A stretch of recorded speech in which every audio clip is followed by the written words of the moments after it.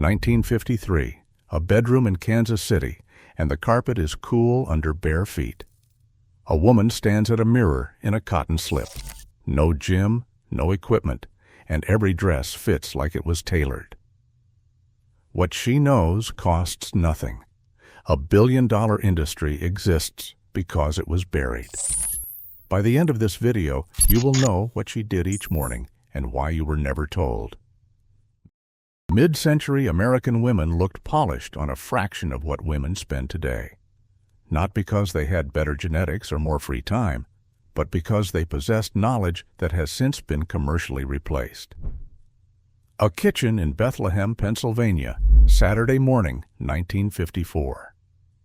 The linoleum is cool under bare feet, and the smell of percolated Folgers drifts from the stovetop. A girl of 12 stands at the far end of the hallway with a hardback copy of the World Book Encyclopedia balanced on the crown of her head. Her mother watches from the kitchen doorway, arms folded, a coffee cup resting against her wrist. Walk to the end. Turn. Walk back. The book does not fall. The chin stays level, the shoulders stay open, 10 steps down and 10 steps back. The soft creak of the floorboard under her heel. The quiet concentration held tight in her jaw. An invisible string pulling from the top of her skull straight toward the ceiling. She does not know she is performing a biomechanical exercise. She thinks she is learning to be a lady. This was not a folk remedy passed along in whispers. It was standard curriculum. In the first half of the 20th century, the American Posture League, founded in 1914 by Jesse Bancroft and Dr. Eliza Mosher, pushed posture training into public schools across the country. Children were monitored and corrected. Physical education teachers evaluated spines and prescribed exercises for rounded shoulders.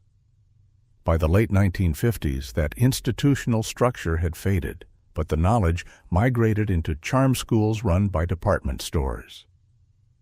Sears, Montgomery Ward, and Bloomingdale's all offered charm school programs, many of them completely free of charge.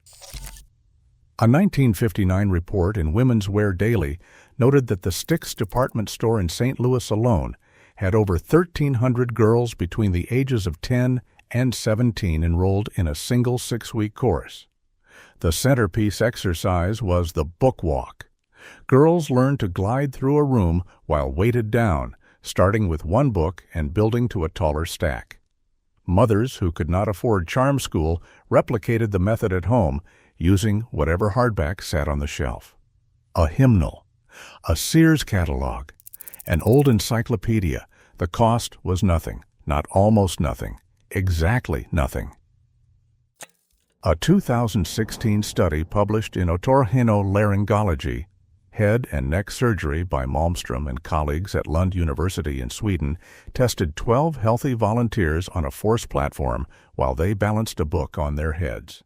The results showed that balancing the book stabilized postural sway with eyes open, significantly reducing anteroposterior movement.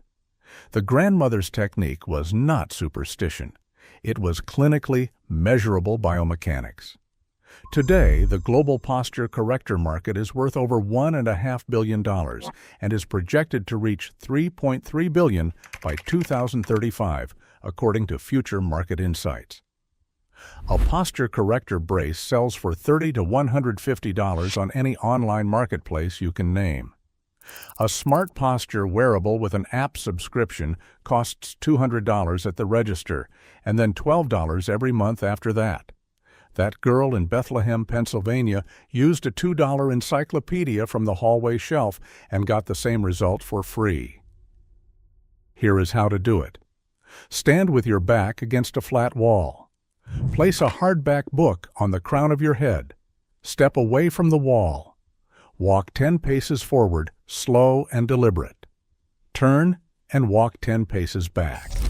Keep your chin parallel to the floor, your eyes forward, your shoulders relaxed, and settle down away from your ears. Start with 2 minutes each morning. Build to 5 minutes. The goal is not a rigid military bearing. Charm school instructors called it the invisible string, the feeling of being lifted gently from the top of the skull. You have it right when your hips are tucked under, your chin is level, and you can still wiggle your toes. Nobody could put a book on your head into a box and sell it for $40. And that is exactly why it disappeared. But the book walk is not the most buried practice in this video. What comes next was not just forgotten, it was actively removed. A bathroom in Cape Girardeau, Missouri, 6:15 in the morning, 1956. The tile is cool under bare feet, and the light comes thin through a frosted window. She stands with her back flat against the bathroom door in a cotton slip that cost $1.90 at J.C. Penney on Broadway. The back of her head touches the wood. Her shoulder blades press flat against the painted surface. The small of her back admits exactly one flat hand between spine and door. Hips flush, calves touching, heels together. She holds for a slow count of 30. Adjusts the chin a fraction of an inch, drops the shoulders, breathes, steps away, looks in the mirror. The slip hangs straight from her frame. The collarbone opens wide across her chest. She looks 5 pounds lighter than she did 60 seconds ago. She has not lost a single ounce. She has found her alignment. The dress she puts on next will hang on her body as though it cost 10 times what she paid for it. This was the 5-point wall check. It was the foundation exercise of the John Robert Powers Charm School system.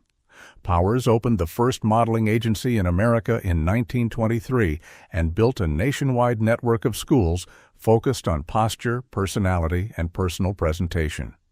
His graduates included Jacqueline Kennedy and Grace Kelly. In his 1954 book, Secrets of Charm, Powers taught that posture plays a defining role in appearance, and that even ideal proportions are completely distorted by poor alignment. His central argument was devastatingly simple. A woman who carries herself well can make inexpensive clothes look like couture. That single idea is worth sitting with if you have ever stood in a fitting room wondering why nothing hangs the way it should.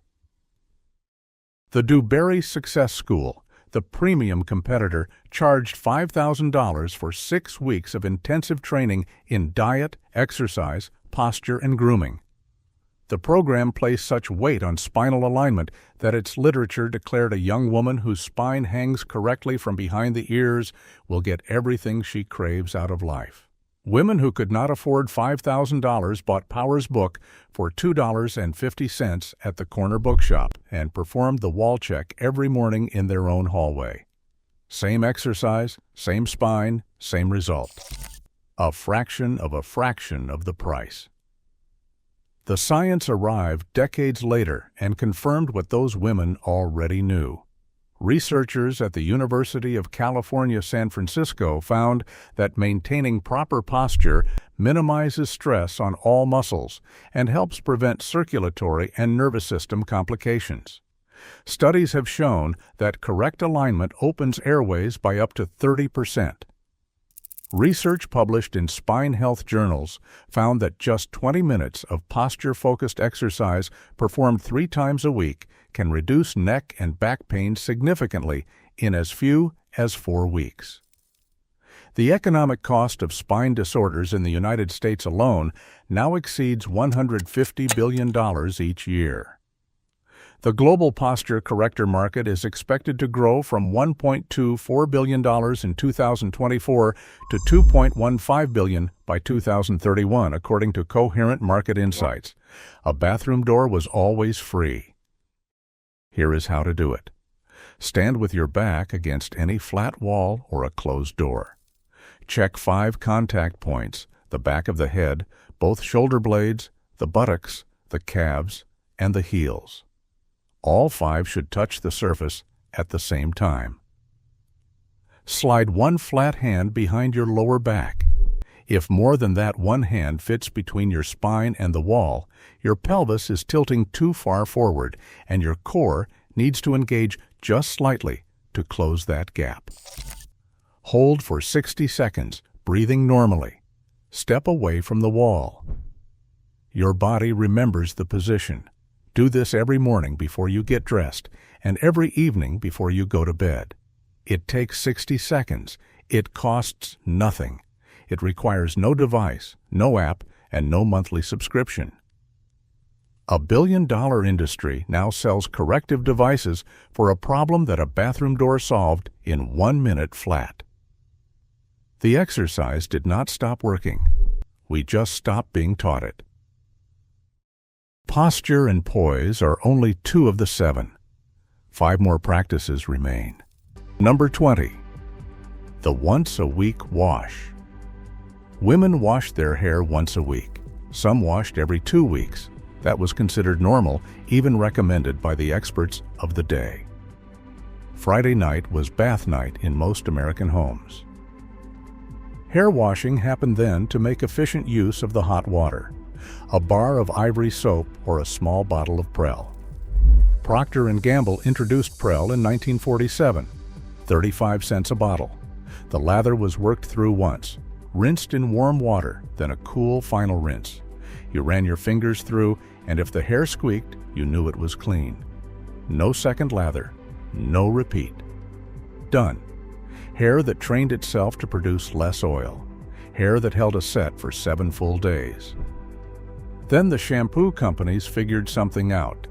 Their synthetic detergents stripped hair of its natural oils, so the scalp fought back and produced even more. A vicious circle was born, and it made the shampoo industry very happy. They created the idea of daily washing, and then they sold products to fix the damage daily washing caused. No poo is a modern name for an old habit. Today, an entire online community calls itself the No Poo movement. Women washing less, using fewer products, reporting healthier hair. They think they discovered something new. Your grandmother was doing it in 1952, but if she only washed once a week, how did she keep her hair styled between washes? The answer started at the kitchen stove, with a torn bedsheet and a little girl sitting on a wooden chair. Number 19. Rag curls for girls. Mothers tore old cotton bedsheets or flour sacks into strips. They wrapped sections of damp hair around each strip and tied them off. Girls slept in them. By morning, perfect curls. No cost. 0. Torn strips from a worn-out pillowcase or a feed sack bleached white. Each section wound around the rag, rolled tight to the scalp, ends tied in a small knot. Softer than pin curls. Comfortable enough for a child to sleep through the night. The smell of clean cotton and damp hair on a pillowcase. The slight tug when you turned over at midnight. Mother untying each one at dawn. The ribbons of hair that tumbled down in long spirals. Bouncing curls for Easter Sunday. For the first day of school. For picture day at the elementary. The curl started with mother's hands on a Saturday night. That is a technology no company has ever improved upon. Number 18. The chamomile tea rinse for blondes. Fair-haired women brewed strong chamomile tea, let it cool, and poured it through their hair as a final rinse. It brightened blonde and light brown hair naturally.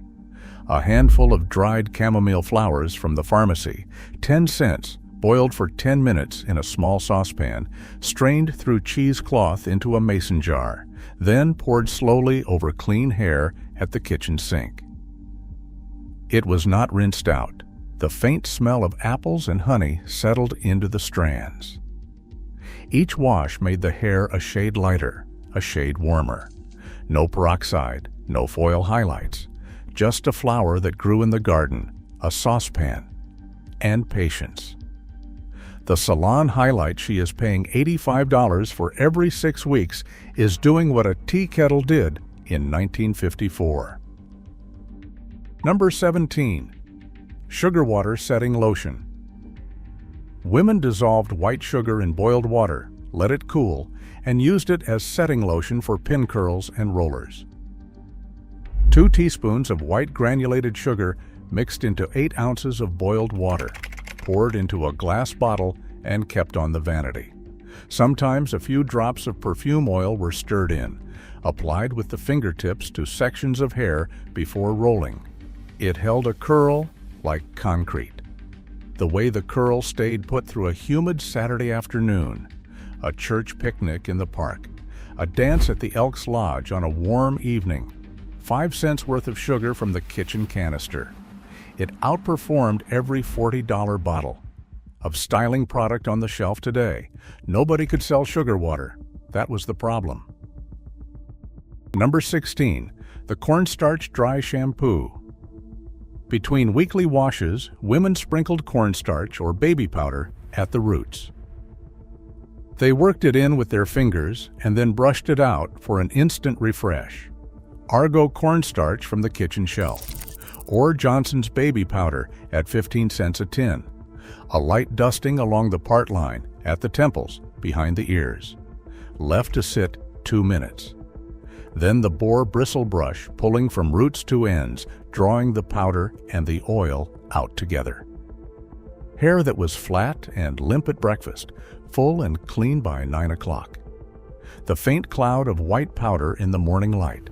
The beauty industry repackaged this same idea in an aerosol can and now sells it for $12. The dry shampoo market alone is worth over $3 billion globally.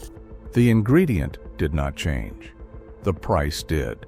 5 tricks in, and not one of them required a trip to the store. Every ingredient was already in the kitchen. Sugar, cornstarch, chamomile, a torn bed sheet. The bathroom did not become a woman's laboratory. The kitchen was, and the kitchen did not charge admission. Number 15. The gelatin rinse for strength and shine. Women dissolved unflavored Knox gelatin in warm water and poured it through their hair after shampooing. They left it in. They did not rinse it out. It coated each strand in protein.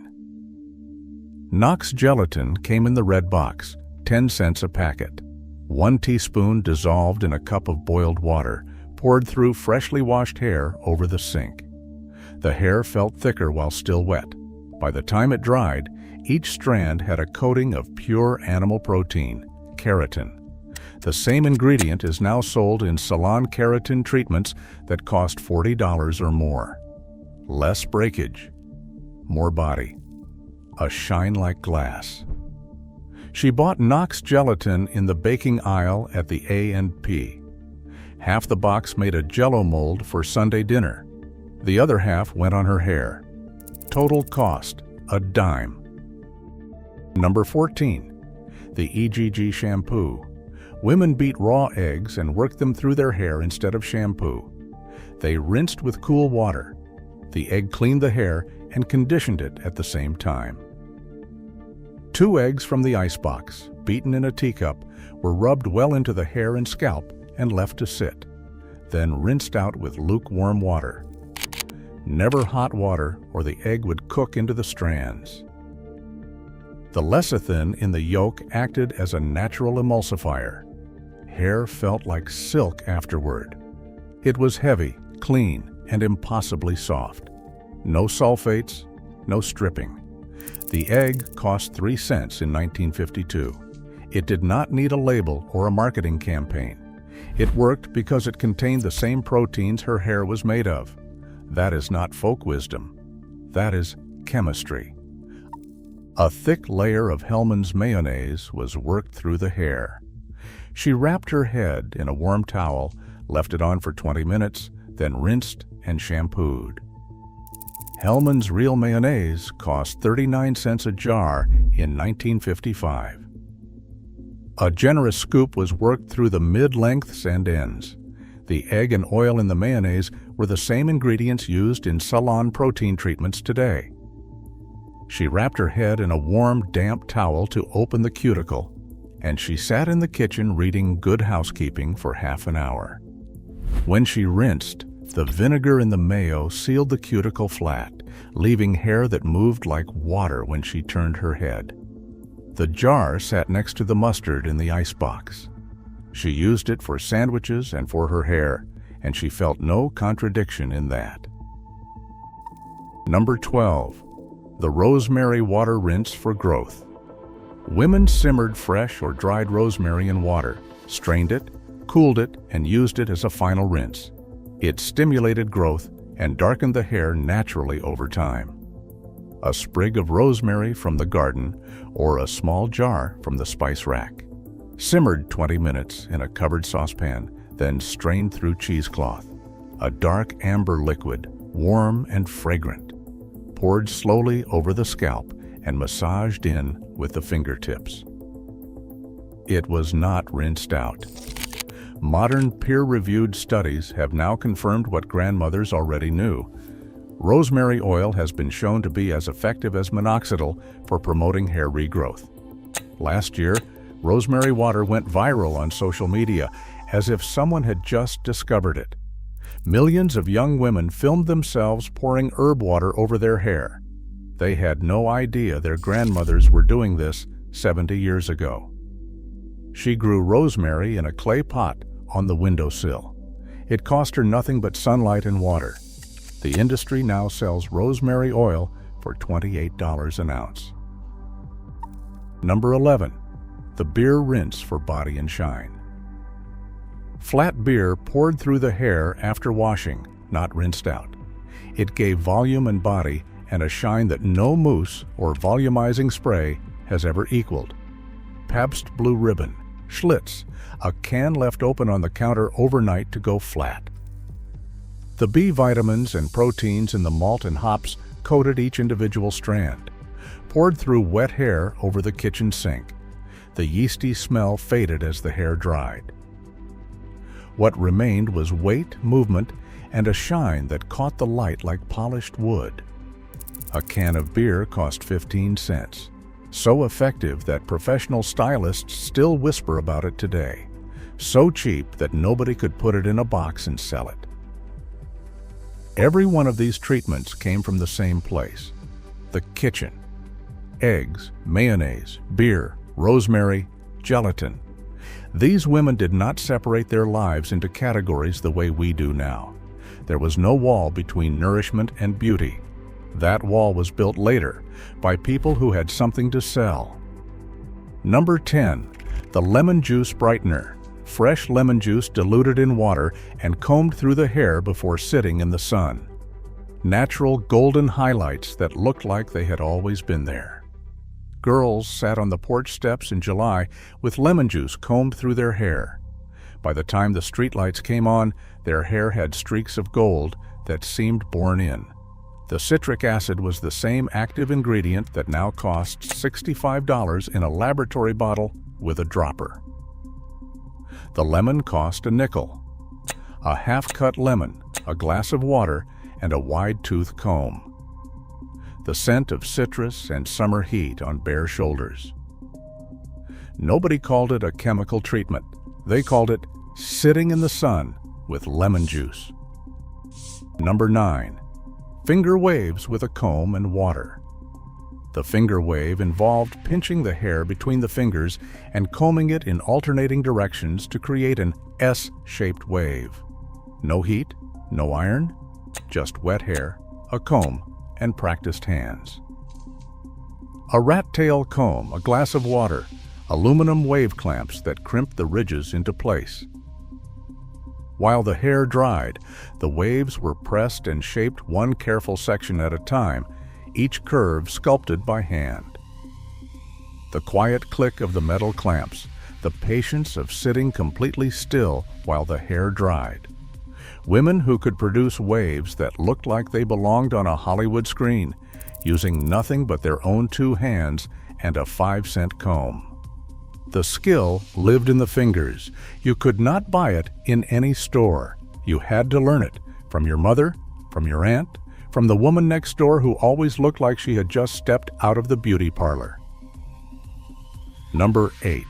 The silk scarf sleep wrap. Every night before bed, women wrapped their hair in a silk or satin scarf to protect the style while they slept. The curls held, the waves stayed. She woke up nearly ready. A square of silk or satin folded into a triangle, placed over the set curls, tied at the nape or under the chin. The soft sound of silk sliding against the cotton pillowcase. In the morning, one gentle removal and a few strokes with a brush. The style lasted 3 or 4 days because the scarf held everything in place through the night. Not an $80 silk bonnet from an Instagram advertisement. A scarf from the Notions counter at Woolworth's, 25 cents. The scarf was not vanity. It was respect for the hours she had spent setting her hair and for the woman who would face the world in the morning. Number 7. The roller set. Hair dryers in the 1950s were mainly found in beauty shops, so women wound their hair in brush rollers every night before bed. Finding a comfortable sleeping position while wearing them was an art form all its own. Brush rollers, magnetic rollers. The particular discomfort of rolling onto a hard roller at 2 in the morning. You learn to sleep on your stomach with your head turned just so. Jumbo rollers at the crown for volume, small rollers at the temples for tight curls. When beehive hairdos were all the rage, girls with stick straight hair used rinsed-out cans of frozen orange juice, concentrate with both ends cut away as makeshift jumbo rollers. A husband's first sight of his new wife in a full head of rollers. A rite of passage the movies never showed. She endured that discomfort every single night for the sake of looking right every morning. She did not think of it as brave. She thought of it as getting dressed. Number 6. The Tony Home Permanent. A box perm kit that let women give themselves or their daughters a permanent wave right at the kitchen table. No salon visit required. Many young girls of the 1950s dreaded certain times of year. Back to school. Easter. That meant mom had decided it was time to give you a Tony. One woman remembered being 8 years old in 1950. Her classmates were appearing in school looking pretty with their new curls. Mom combed out the hair as Grandma read the perm directions aloud. Thin slivers wrapped in tissue paper, tightly rolled around very small rods all over the head. The stinging chemical smell of the waving solution filling the kitchen. End papers. A timer ticking on the counter. The solution dripping down the back of your neck. You held still. You did not complain. Which twin has the Tony?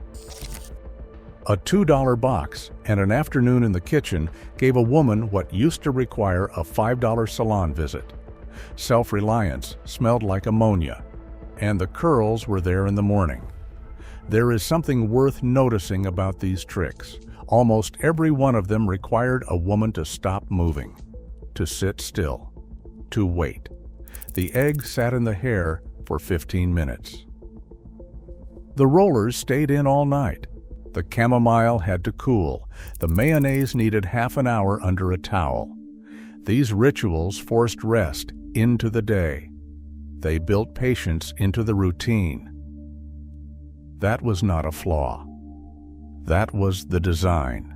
The best beauty routines of that era doubled as the only break a woman ever got. That was not an accident. That was wisdom. Number 5. The apple cider vinegar final rinse. After shampooing, women poured a cup of water mixed with a splash of apple cider vinegar over their hair as a final rinse. They did not wash it out. Heinz apple cider vinegar, 23 cents a bottle in 1954. 1 tablespoon stirred into a cup of warm water. The vinegar sealed the cuticle flat. Light bounced off the surface like it was hitting glass. The smell faded in minutes. The shine lasted all week. Her hair looked better at 60 than hair washed daily with $40 worth of product looks at 30. Nobody could patent vinegar, and that was the real problem. Number 4.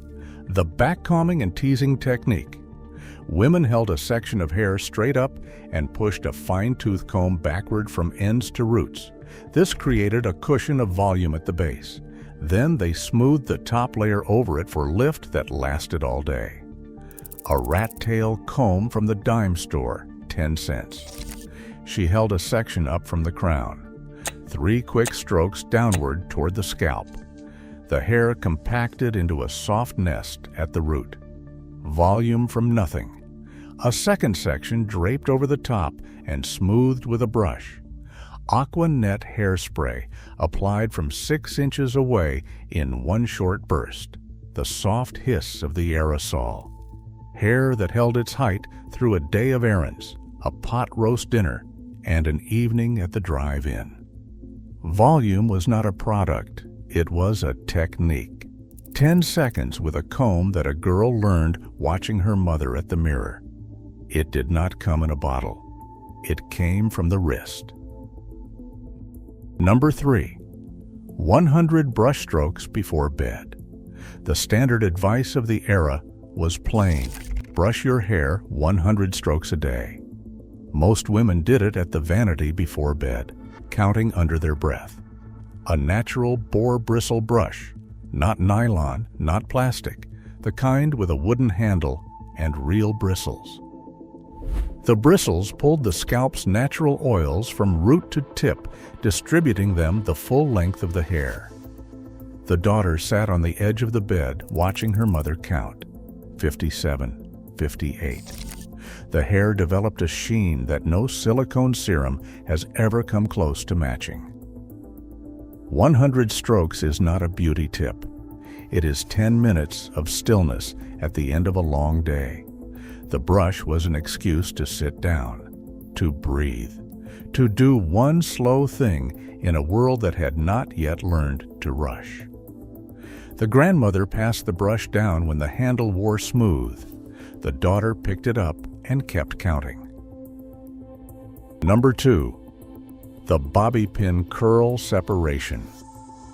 After curling, whether by pin curls, rollers, or rags, women used a single bobby pin to separate each individual curl. No comb, no brush. Just one pin drawn carefully through each curl to define and separate.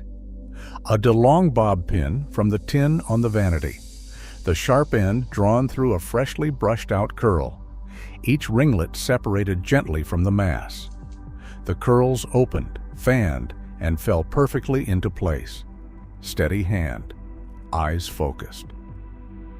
The difference between a mass of frizzy curls and a finished hairstyle was one bobby pin and the patience to use it. No diffuser attachment, no curl-defining cream at $14 a tube. It required something no product can ever replace: skill, passed from one woman's hand to another in the quiet minutes before the rest of the house woke up. Number 1. Pin curls set every single night. Women wrapped sections of damp hair around their fingers, coiled them flat against the scalp, and pinned each one in place before bed. They slept in them. By morning, the curls were set. Nightly practice made those curls last. A box of DeLong bobby pins, a spray bottle of water, maybe a nickel's worth of sugar water setting lotion. Each section wound around the index finger, coiled tight, pressed flat against the scalp, and pinned with 2 crossed bobby pins. With practice, it took 7 minutes each night and 5 minutes to style each morning. A silk scarf tied over the whole arrangement, the soft click of metal pins on the porcelain dish when she removed them at dawn. Hair that held its shape for a full week. No cord, no plug, no $90 curling iron. Just a woman's hands and the patience to do something right before she turned out the light. The average American woman now spends over $200 a year on heat styling tools alone. Her grandmother spent $2 a year on bobby pins and got better curls. But it is not the cost that matters most. It is the ritual. A woman alone at the vanity in the quiet after the children were in bed, winding her hair around her finger, one curl at a time. It was the last thing she did before the light went out. And it was the first thing her daughter remembered when she grew old. 20 tricks. Not one of them needed an internet connection, a beauty influencer, or a credit card. They needed bobby pins, a comb, a lemon, and the belief that a woman already had everything she needed. Most of it was already in her kitchen. These women were not behind. They were ahead. They solved every problem we are now paying $100 a month to solve. And they did it before the children woke up. And somewhere right now, a girl is sitting on the edge of a bathtub watching her grandmother wind a pin curl. The bobby pin slides in. The scarf goes on. And without a single word, the lesson begins again. Now her hair was set, but the woman who kept those curls perfect all week had another set of secrets hiding in her medicine cabinet. Because the skincare tricks from that same era kept her face flawless into her 70s, and every single one cost less than $1. Number 25. Every night across America, women washed their faces with Noxzema medicated cream from the cobalt blue glass jar. Hexagonal, heavy in the hand. The metal lid twisted off with a pop. You scooped with 2 fingers. The cream was thick white, cool on contact. Then the tingle hit, that eucalyptus and camphor sting that told you it was working. A pharmacist in Baltimore named George Bunting created it in 1914. Customers said it knocked out their eczema. That is where the name came from. A jar cost about 40 cents. 3 generations of women used the same jar, not the same brand. That is not a product. That is an inheritance. Number 24. Women washed their faces, then swept a cotton ball soaked in witch hazel across the entire face, morning and night. T.N. Dickinson's, the name most trusted, has been making it since 1866. The brown bottle had a plain label. The smell was sharp, clean, botanical. 25 cents at the pharmacy counter. You pressed it to the forehead, the cheeks, the chin. The skin went tight, cool, closed. Native American tribes used witch hazel to treat swelling and infections long before European settlers arrived. A 25-cent bottle and a quiet moment. That was the entire toner aisle. Number 23. Women poured ground oatmeal into a warm bath and soaked for 15 minutes to soothe dry, irritated, or sunburned skin. Before Aveeno packaged it, they ground Quaker oats in a coffee mill and dumped the powder straight into the tub. The water turned milky. The smell was warm, grainy, faintly sweet. You sank in and the itching stopped. Oatmeal contains compounds called avenanthramides that reduce itching and inflammation the way an antihistamine does. Chicken pox, poison ivy, sunburn, 5 cents worth of oats. The whole family used the same bath. The cure was in the cupboard. It always was. Number 22. That pink bottle of calamine lotion was the answer to every skin complaint a child or adult could bring to the kitchen table. You shook the bottle, and it sloshed, dabbed on a mosquito bite, painted across a poison ivy rash, pressed against a sunburned shoulder. Every mother's first response to a skin emergency was the same. Go get the calamine. 30 cents a bottle at Rexall, 1 bottle per summer. 2 if you had boys. That pink streak on a child's arm was not medicine. It was a mother's signature. Proof that someone noticed and someone knew what to do. Number 21. Women dusted cornstarch from the kitchen box onto their faces and bodies. It worked as a setting powder, an oil absorber, and a remedy for chafing. The Argo box, yellow and blue. You dipped a powder puff, tapped off the excess, and pressed it to the nose, forehead, and chin. Silky. Invisible. No scent. Absorbed oil on contact. In summer, women dusted it under their arms before a long car ride and between their thighs before church. A 1-pound box cost 12 cents and lasted 6 months. The most effective setting powder of the 20th century was never sold in a compact. It was sold in the baking aisle, and it never once needed a shade match. Now stop and notice what those first 5 have in common. Not one was sold in a beauty aisle. The witch hazel was first aid. The calamine was medicine. The oatmeal was breakfast. The cornstarch was for baking. There was no separation between health and beauty in that house.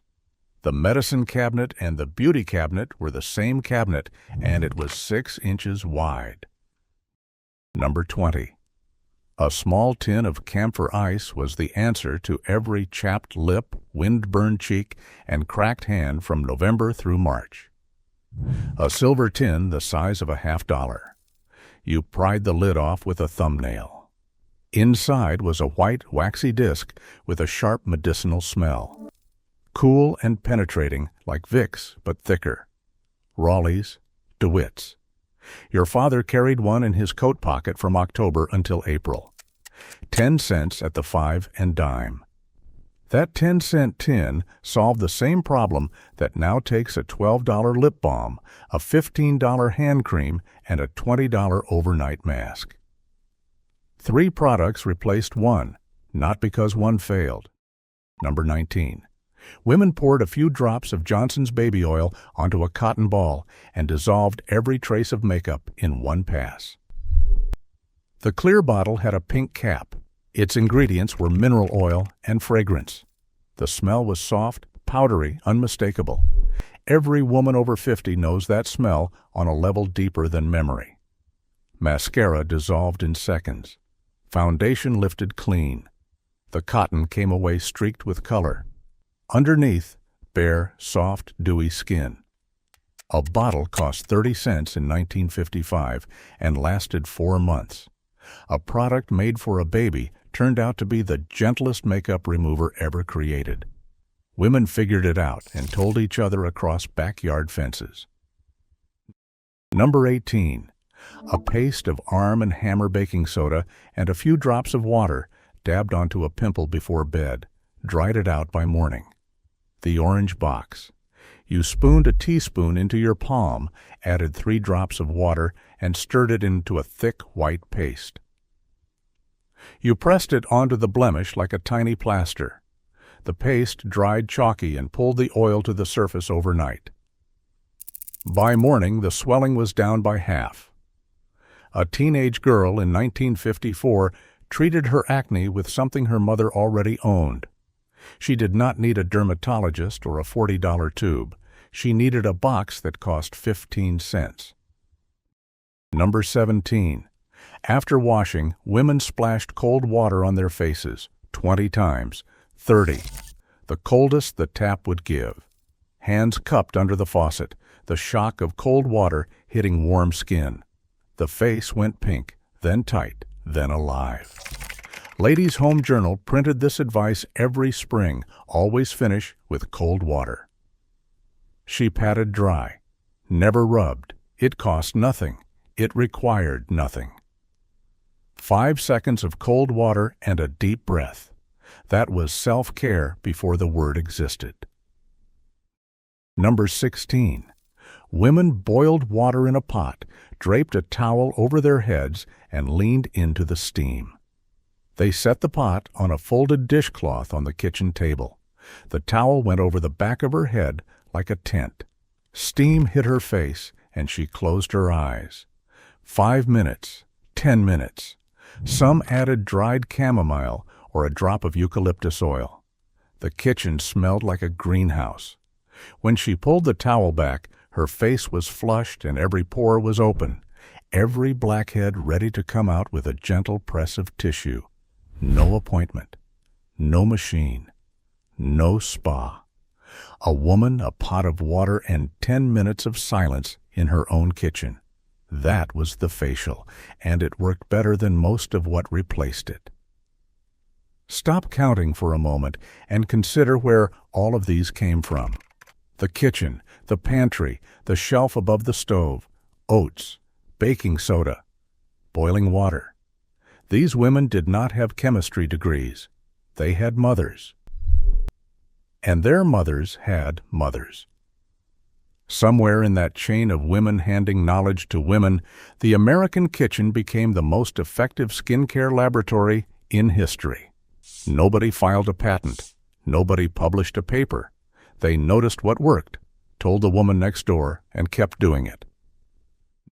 Number 15. Women applied Phillips' milk of magnesia directly to their faces as a mask. The blue bottle, the chalky white liquid you had to shake before pouring. You spread a tablespoon across the forehead, nose, and chin. It dried in 5 minutes to a thin white film. Or, and this was the real trick, you left a thin layer on and applied foundation directly over it. It worked as a primer decades before primers had a name. The magnesium hydroxide absorbed oil, and the surface stayed matte for hours. 35 cents a bottle. The same bottle that settled a child's stomach at night smoothed a woman's face the next morning. 1 bottle, 2 jobs. Nobody in marketing would ever approve of that efficiency. Number 14. Women spread thick white zinc oxide paste on their noses, cheekbones, and shoulders before going out in the sun. You squeezed a line across your finger and spread it like house paint. It did not blend. It did not disappear. You looked like a lifeguard at the community pool because the lifeguards wore it too. A complete physical barrier. It reflected ultraviolet light like a mirror. A tube cost 20 cents and lasted all summer. That white stripe on a woman's nose at the beach in 1956 was not vanity. It was common sense. She did not need a government study to tell her the sun could damage her skin. She already knew. Number 13. Every morning, mothers gave their children a spoonful of cod liver oil. Scott's Emulsion was the big name, the bottle with the man carrying a fish on his back. The oil was thick, yellow, and smelled like low tide on a bad day. The taste was worse. Children stood in the kitchen doorway with their mouths clamped shut. The mother stood with the spoon. There was no negotiation. Some chased it with orange juice. Some held the child's nose. That oil was rich in vitamins A and D and omega-3 fatty acids. Each was linked to collagen production and skin cell repair. The children who hated it most often had the clearest skin by their 20s. Every woman over 60 remembers the spoon. She hated it then. She understands it now. That was not cruelty. That was a mother who knew something the child would not appreciate for 40 years. Women soaked a cloth in cold buttermilk and laid it across sunburned skin. It stopped the sting, reduced the redness, and sped the healing. The buttermilk came from a glass jar in the icebox. You folded a clean washcloth, dipped it in, wrung it halfway, and draped it across the burned shoulder or forehead. Buttermilk contains lactic acid and ascorbic acid. That combination lightens sun damage more effectively than lactic acid alone. 15 cents a quart at the dairy counter. The same buttermilk that made the biscuits also healed the sunburn. In that kitchen, nothing had just one purpose, including the woman standing in it. Number 11. Cold cucumber slices from the icebox, placed over closed eyes for 15 minutes. Reduced puffiness and dark circles. She peeled the cucumbers, sliced them thick, and placed them directly from the icebox on the eyelids. The shock of cold, the faint green smell. She lay back on the couch or reclined in the bath. Cucumbers hold their cold temperature because of their high water content. The cool discs drew heat and swelling out of the delicate tissue beneath the eyes. 10 minutes. Sometimes she fell asleep.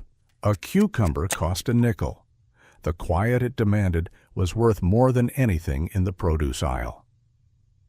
Now consider what those women were actually doing. Lactic acid in buttermilk, magnesium hydroxide in milk of magnesia, zinc oxide as a UV reflector, Avenanthramides in oatmeal. Every one of those compounds now sits on the ingredient list of serums costing $60, $80, or $100 a bottle. Every one was already in the American kitchen in 1955. Unnamed, unbranded, effective. The laboratory that mattered most had a linoleum floor and a window above the sink. Number 10. Use tea bags, Lipton usually, cooled, and placed over closed eyes for 10 minutes. After the morning cup, she set both bags on a saucer to cool. Then she pressed them gently over her closed eyes and lay still. The tannins constricted the blood vessels beneath the thin skin of the eyelids. The caffeine tightened the tissue. The swelling went down. Cost nothing. The tea had already been drunk. A woman who could not waste a tea bag found a second use for it. That is, intelligence dressed in an apron. Number 9. Women applied a drop of castor oil to their eyelashes and eyebrows every night before bed. A small brown glass bottle came from the pharmacy. The oil was thick, clear, faintly yellow. You dipped a clean fingertip or an old mascara brush and drew it along the lash line and across each brow. Castor oil is rich in ricinoleic acid that nourishes the hair follicle and improves blood circulation to the root. A bottle cost 15 cents and lasted 6 months.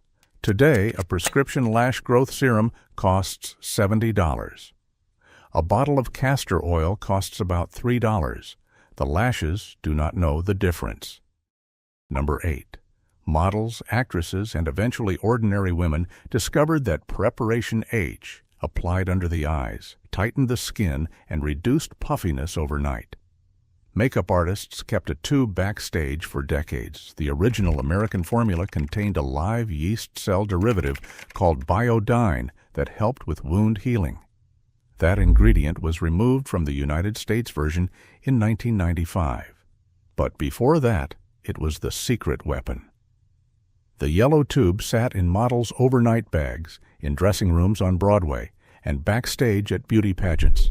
Nobody talked about it. Everybody used it. The best skincare secrets of that era were never sold as beauty products. They were borrowed from the medicine cabinet and applied with the bathroom door closed. Number 7. Lanolin, the natural oil from sheep's wool, was the heavy-duty moisturizer for the driest and most damaged skin. It is the wax sheep produced to waterproof their fleece. The proof was in the shearer's hands, soft as a child's, despite years of rough outdoor work. Eucerin's original formula was built on lanolin. Farm women rubbed the pure stuff into their hands and elbows every night. The texture was thick, waxy, sticky, not elegant. It smelled faintly of animal. A tin cost 20 cents at the feed store. You worked it in with both thumbs. By morning, the skin underneath was transformed. A cream from sheep sold at a feed store that smelled like a barn turned out to be the most effective deep moisturizer the 20th century ever produced. Nobody put it in a magazine. The sheep did not care. Number 6. Women mixed glycerin with a few drops of fresh lemon juice and rubbed it into their hands every night. Glycerin from the pharmacy, 15 cents. 1 lemon from the kitchen, mixed in a teacup. The glycerin was thick, syrupy, and clear. It drew moisture from the air straight into the skin. The lemon brightened dark spots and softened rough patches. She rubbed the mixture into every knuckle, every cuticle, the webbing between each finger. Then she pulled on white cotton gloves and slept in them. By morning, hands that had washed dishes, wrung laundry, kneaded bread, and scrubbed floors were smooth again. Those hands worked 16 hours a day. She never let them show it, not out of vanity, out of pride. The gloves came off every morning, and those hands were ready to start again. That is not a beauty trick. That is dignity maintained under pressure. Now notice the pattern no one talks about. The steam facial required 10 minutes of silence. The cucumber slices required 15 minutes lying still. The glycerin gloves required a full night of sleep. The cold cream ritual required 5 minutes at the vanity before bed. Every one of these tricks forced a woman to stop, to sit, to breathe, to be alone with herself, even if only for a few minutes. The chemistry was real, the ingredients worked, but the hidden ingredient was stillness. Rest was the real product. Everything else was just the excuse to take it. Number 5. Women rubbed cocoa butter into scars, stretch marks, and dry patches until the marks faded. Palmer's cocoa butter formula came in a brown jar with a gold label. The smell was chocolate, raw, deep, warm cocoa. The butter sat solid in the jar, and you scooped it with your thumb, and it softened the instant it touched skin. Pregnant women rubbed it across their stomachs every night. Mothers rubbed it into surgical scars. Girls rubbed it into the stretch marks that came from growing too fast. A jar cost under $1, and it lasted months. That jar did not erase the marks of living. It softened them, and in doing so, it said something no modern product has the honesty to say. The marks are not the problem. Ignoring them is. Number 4. Nearly every American kitchen had an aloe vera plant in a clay pot on the windowsill. It was the living first aid kit. Burns, cuts, sunburn, rashes. The plant was homely, thick spiny leaves fanning out of a terracotta pot. You snapped a leaf off at the base. The gel inside was cool, clear, and slightly thick. You squeezed it directly onto the burn or the scrape. It absorbed in seconds. Research has shown aloe treats second-degree burns more effectively than many standard medical treatments. The plant grew back. You could not use it up. Grandmothers gave cuttings to their daughters. Daughters rooted them in coffee cans on their own windowsills. Some families kept the same aloe line going for 40 years. That plant asked for nothing. Water once a week, sunlight from the window. And when you needed it, it gave a piece of itself and grew right back. It passed from mother to daughter the way all the best knowledge does. Silently, by proximity, without ceremony. Number 3. Women rubbed an ice cube across their faces first thing every morning. They used the metal ice cube tray with the pull handle. You cracked the lever, and the cubes broke free with a sharp pop. Pressed one to the forehead, drew it down the bridge of the nose across each cheekbone along the jawline. The shock woke you faster than coffee. The cold constricted the blood vessels, then as the skin warmed, they dilated, and fresh blood rushed to the surface. The face went pink, then tight, then luminous. 30 seconds. Done. Today, you can buy a cryotherapy wand for $200. It is a cold metal stick. Women had one in 1955. It was in the freezer. It cost nothing. Number 2. Women applied a thin layer of Vaseline petroleum jelly over their moisturized faces at night. It sealed everything in while they slept. The glass jar with the blue lid. It cost 19 cents in 1955. You scooped a small amount, warmed it between your palms, and pressed it onto the skin.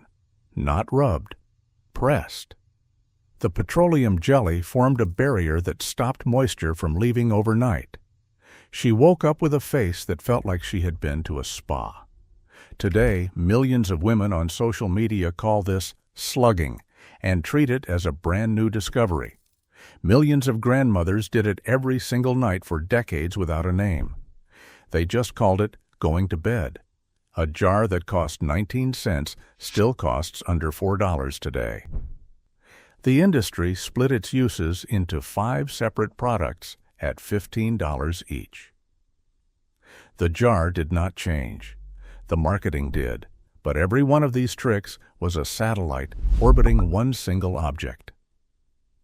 That object sat on a nightstand in every bedroom in America. One jar. metal lid. A history older than all of them combined. Number 1. Every night, a woman sat at her vanity and massaged Pond's cold cream into her face. She tissued it off, and she went to bed. That was the routine. The jar was glass, the metal lid twisted off with a soft pop. The cream was thick, white, and cool, made of mineral oil and beeswax. The smell was clean, powdery, faintly medicinal. That was the smell of every woman's bathroom in America, from 1930 to 1975. A pharmacist in Utica, New York, named Theron T. Pond created the formula in 1846, over 150 years ago. It cost 35 cents in 1952. She worked it in small upward circles, jawline to temples, never pulling down, always up. The tissue came away gray with the day. The face underneath was soft, clean, and cool. 1 jar, 1 step, 1 minute. That was the entire skincare industry for 50 million American women for the better part of a century. No serum, no retinol, no 10-step routine. Just a woman, a jar, and the quiet belief that something simple, done faithfully, would hold. It held. Look at the photographs. Look at your grandmother's face at 70. The proof is not in a study. It is in the skin of women who trusted 1 jar and never looked back. 25 tricks. Not one needed Wi-Fi, an influencer, or a credit card. They needed cold cream, witch hazel, oatmeal, a lemon, and the belief that a woman already had everything she needed. Most of it was already in her kitchen. These women were not behind. They were ahead of every one of us. They solved every problem the beauty industry now charges $100 a month to solve. And they did it before breakfast. And somewhere right now, a grandmother is opening a jar of Pond's cold cream. The lid comes off. The smell fills the room. A granddaughter is sitting on the edge of the bed, watching. And without a word, the lesson begins again. Her skin was taken care of from the inside out, but skin care was only the foundation. Because those same women had beauty tricks for the rest of the face and body that were just as simple, just as cheap, and just as effective, and every one of them has vanished too. Number 15. The nightly cold cream ritual. Every night before bed, women across America massage cold cream into their faces. They tissued it off in long upward sweeps. They went to sleep with skin that felt like silk. The 2 dominant jars were Pond's and Noxzema. A jar of Pond's cost 35 cents in 1952. Noxzema had a medicinal eucalyptus and camphor sting that tingled on contact.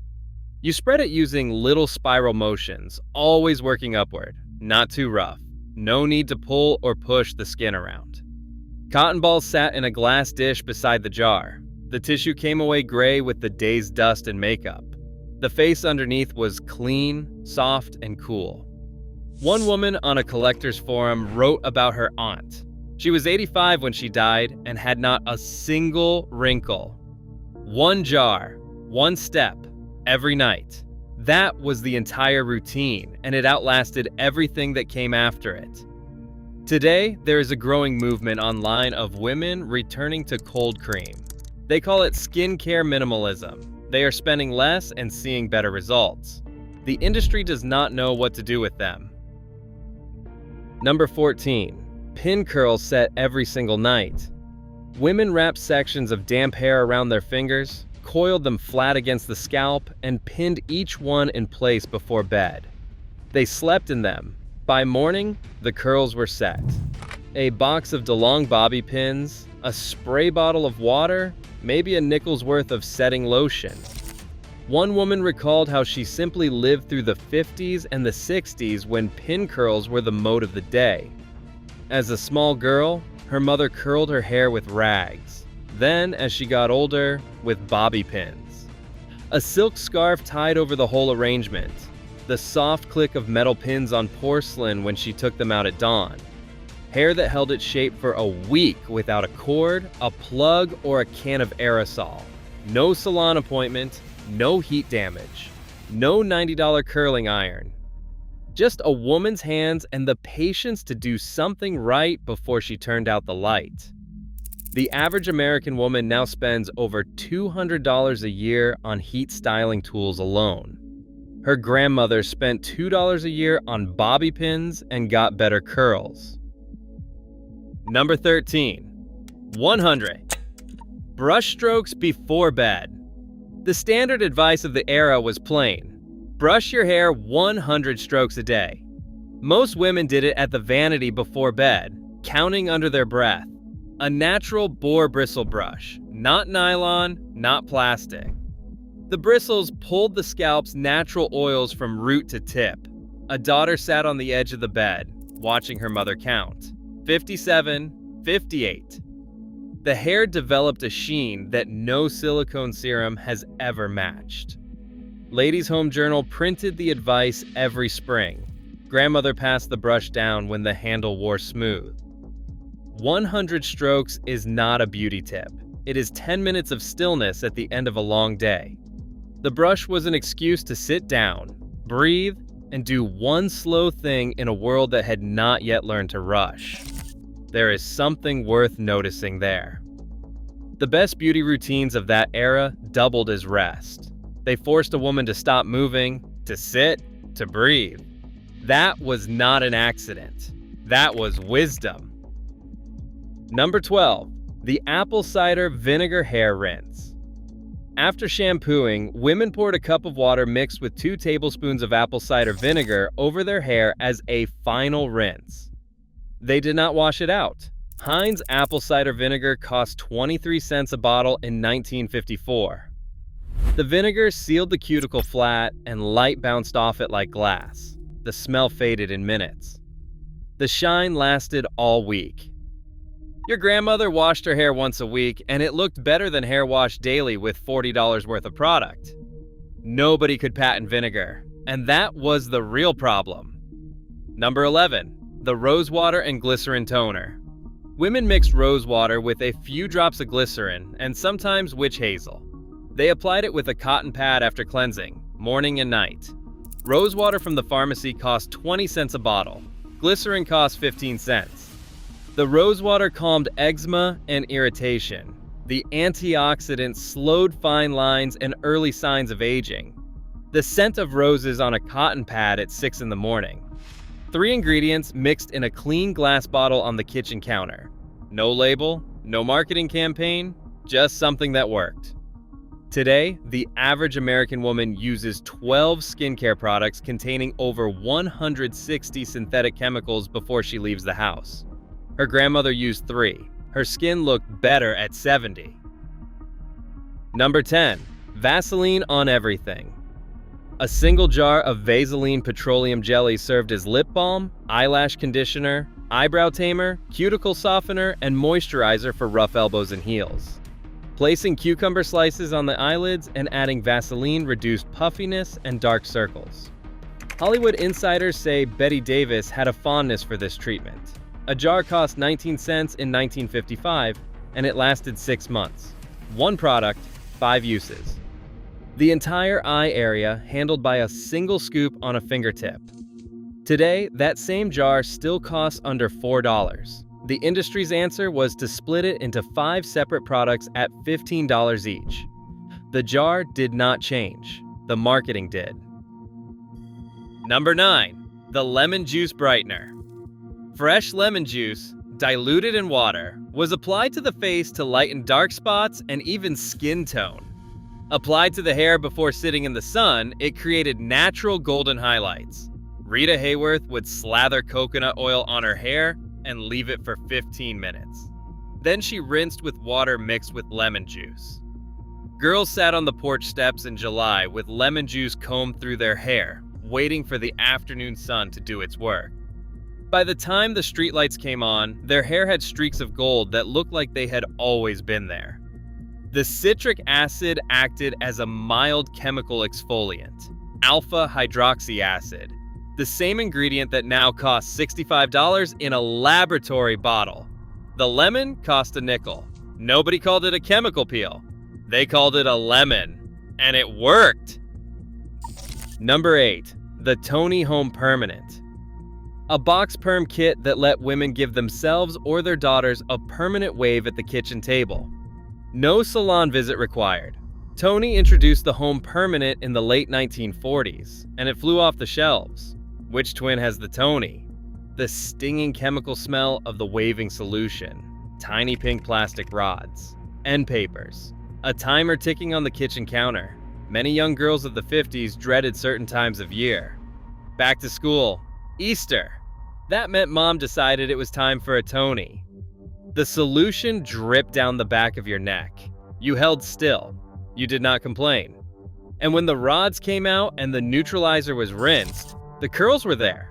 Tight, springy, lasting weeks. A $2 box and an afternoon in the kitchen gave a woman what used to cost a $5 salon visit. Self-reliance smelled like ammonia, and nobody minded. Number 7. Maybelline Cake Mascara and the Tiny Brush. Before mascara came in a tube with a wand, it came in a small flat case as a dry cake. You wet a tiny brush, rubbed it across the cake, and applied it to your lashes, one stroke at a time.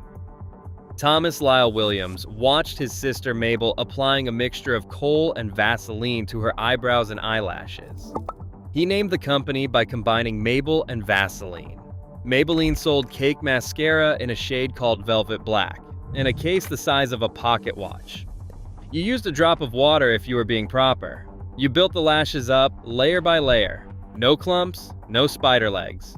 If any clump appeared, you separated each lash with a pin. That little cake lasted months. The brush never broke. A woman and her mascara had a relationship. She did not replace it. She wore it down.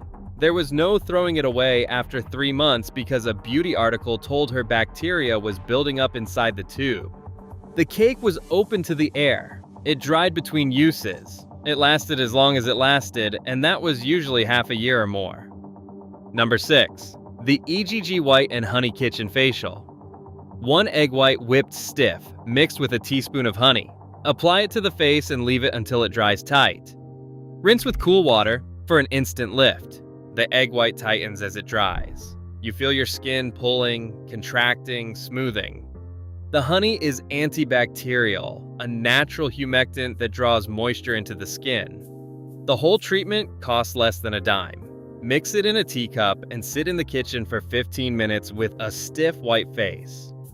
When you rinse it off, the mirror shows a woman who looks 5 years younger. No appointment, no needle.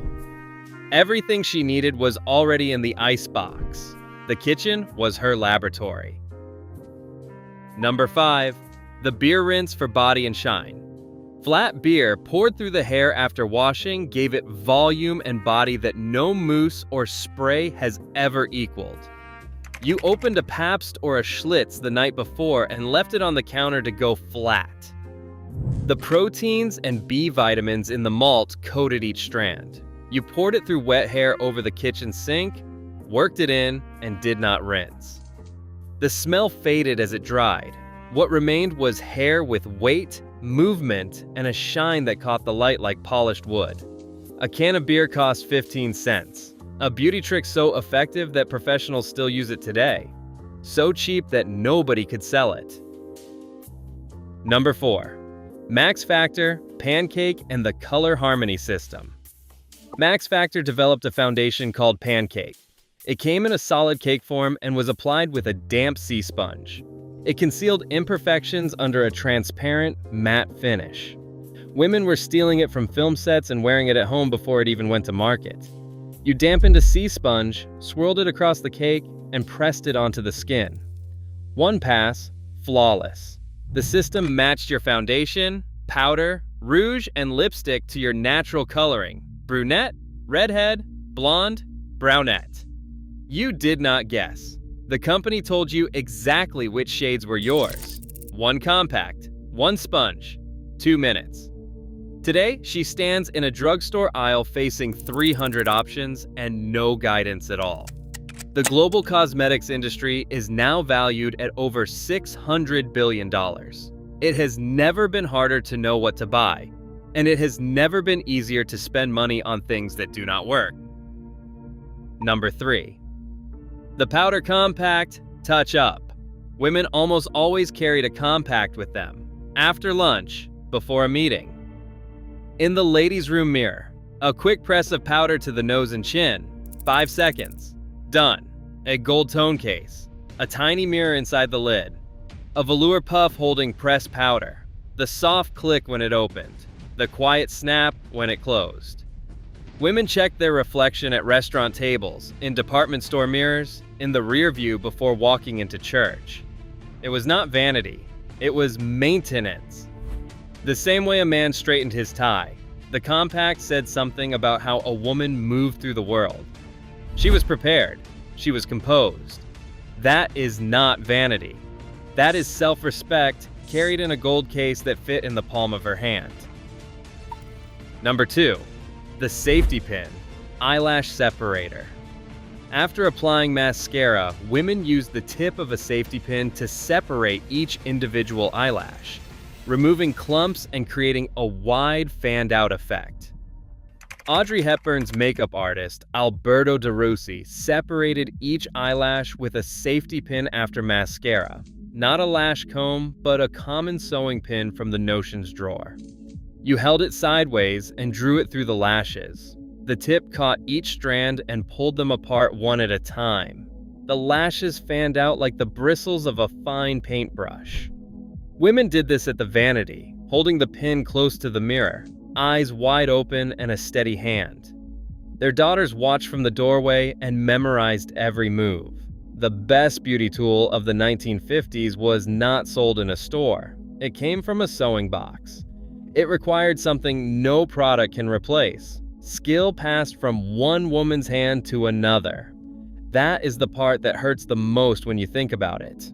Not the tricks themselves, but the passing of them. The moment between mother and daughter that no brand can bottle or sell. Number 1. The lipstick rule. Never leave the house without it. A rule of thumb in the 1950s was plain and absolute. Never leave the house without lipstick. Revlon's Fire and Ice. Max Factor's Clear Red. A gold tone tube that twisted up with a satisfying mechanical click. Applied in the hallway mirror on the way out the door. Blotted once on a tissue. The perfect lip print, like a signature. She reapplied after coffee, after lunch, after kissing the children goodbye at the school door. Elizabeth Taylor wore Max Factor Clear Red number 3.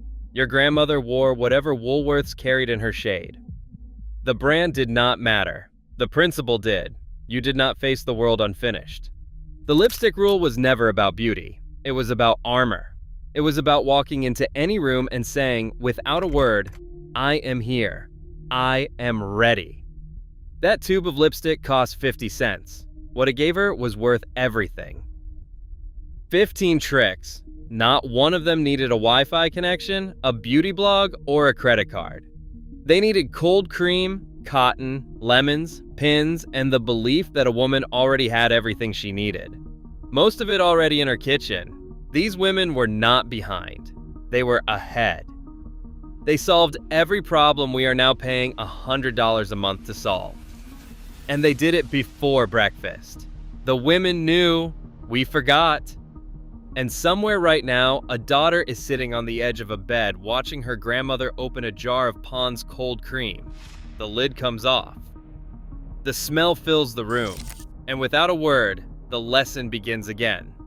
Her face was finished, but none of it mattered if she could not dress the part. And what these women did with a tiny closet and almost no money will make you rethink everything you believe about fashion, because they looked like $1 million on a budget you would not believe. Number 25. The one good coat rule. A woman bought one good wool coat, and she wore it for a decade. Not a season, a decade. A Forest Man or Botany wool coat lined in satin cost $25 to to $40 in 1953. The faint smell of lanolin rose from the fabric when it rained. She brushed it with a natural bristle brush after every wearing. She hung it on a wide wooden hanger, never a wire one. When the lining wore through, she took it to the tailor. $3 bought a new lining.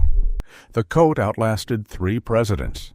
That coat settled into the shape of one woman's shoulders over years of wearing. That fitty cannot be manufactured in a factory overseas for $9. Number 24. The cinch belt that made the silhouette. A wide belt, 2 to 3 inches, cinched at the natural waist over almost every dress and skirt. It created the hourglass shape that defined the decade. Christian Dior introduced his new look in 1947. Fuller skirts, nipped waists, the cinch belt completed that silhouette. Patent leather, elastic-backed, or simple grosgrain ribbon. $1.50 at Woolworth's. The click of the buckle pulling tight. The way it divided a woman's body into 3 clean lines: shoulders, waist, skirt. One accessory. Not a gym membership, not a diet subscription. A belt. These women understood something the industry later forgot. You do not change the body, you frame it. Number 23. Kleinert's dress shields. Small crescent-shaped pads sewn or pinned into the underarm of every good dress, blouse, and suit jacket. They absorbed perspiration and prevented staining before it ever happened. 25 cents a pair. Simple layers of cotton and linen with absorbent fillings stitched between them. A woman in the 1950s did not throw away a silk blouse because of a yellow stain. She made sure the stain never arrived. A quarter. That is what it cost to protect a $15 dress. Today, the average American throws away about 80 pounds of clothing per year. That number would have been unthinkable to the woman with the dress shields pinned inside her sleeves. Number 22. The stocking seam check before leaving the house. Before walking out the front door, a woman checked that the seams on her stockings ran perfectly, straight up the back of each leg. She used a hand mirror, or she asked someone in the house to look. Fully fashioned nylon stockings with a dark back seam. They cost $1 to $1.65 a pair. That seam had to run ruler straight from ankle to calf. Daughters checked each other in the hallway. Mothers stood by the front door and turned slowly while someone knelt to look. It was a 5-second ritual that told the world one thing. I checked. I cared. Nobody does that anymore. Not because the standard was too high, because nobody passed the standard down. Number 21.